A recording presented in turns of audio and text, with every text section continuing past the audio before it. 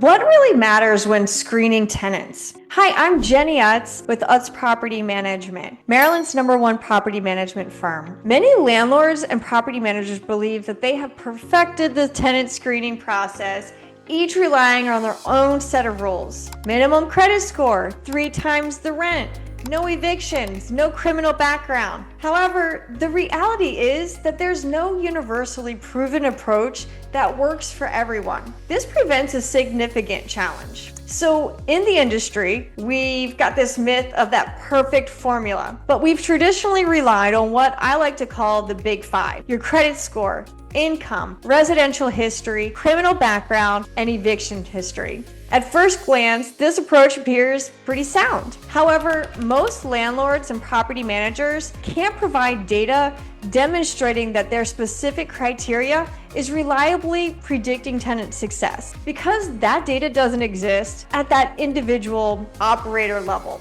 So ultimately, many decisions are based on intuition, even if informed by experience. So why does that concern you? Well, consider the following perspective. How many good tenants have you declined because they didn't meet one of those checkboxes? How many bad tenants met all 5 but still cost you thousands in repairs or unpaid rent? This highlights the limitations of current screening methods. We're operating in a system that's fundamentally flawed, not because we're careless, but because we don't have the full picture. Given tightening fair housing laws and evolving technology, relying on guesswork should not be sustainable anymore. So why should credit score and criminal history, why could that be off the table soon? Well, it's important to follow this note. It's possible that using credit scores, eviction history, or criminal background could soon be restricted or even banned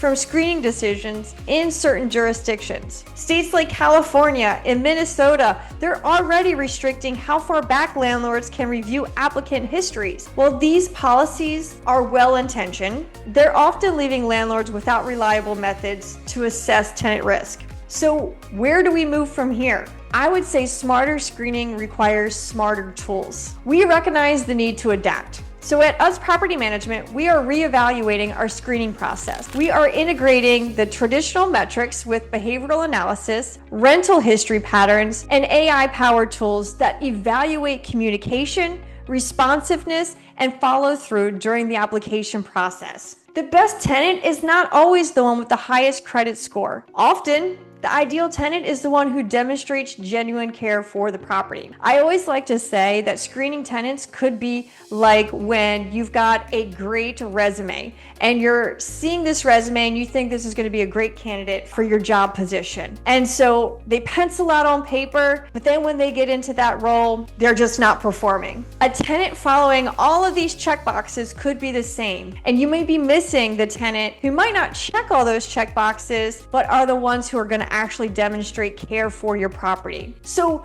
where does the industry need to go? Well, the industry requires that data-driven model rather than reliance on guesswork. So I'd like to see is a nationwide database of tenant outcomes, risk modeling that's going to account for human complexity, not just your FICO scores. And just so you know, if you've been in a rental, in some rental communities, they're only putting out in your FICO score when positive rent payments are being made. If you've missed a payment or a tenant missed a payment, depending on what type of financial tracking that property manager has, it could only be for the positive outcome. So you're already at a skewed number. And then moving from a shift on how do I avoid risk to how do I identify responsibility? So in the meantime, here's my recommendation. Use your screening process as a filter, not as the end-all be-all. Look at how an applicant communicates. Do they show up on time? Are they proactive? And then develop a process that is consistent, compliant, and considerate, recognizing that you are selecting a business partner and not just evaluating data points. Once you have that process, as I mentioned, keeping it consistent, you need to stay in compliance, so you need to make sure you're doing the same thing across the board for everyone, and there are no exceptions to how you are modifying your process. The best screening process is the one that protects your property without costing you great tenants. In a rapidly changing environment of technology and regulation, inflexibility could be more detrimental than beneficial to your investment. So if your screening process has not evolved with the current best practices, I'd invite you to discuss potential improvements. At UTZ Property Management, we're building smarter systems, better outcomes, and stronger portfolios, one applicant at a time. Share your questions or feedback that you have. How are you handling your screening and leasing process? And also, if you want to discuss further what this looks like or how to protect your investment, feel free to reach out and discuss individually as well.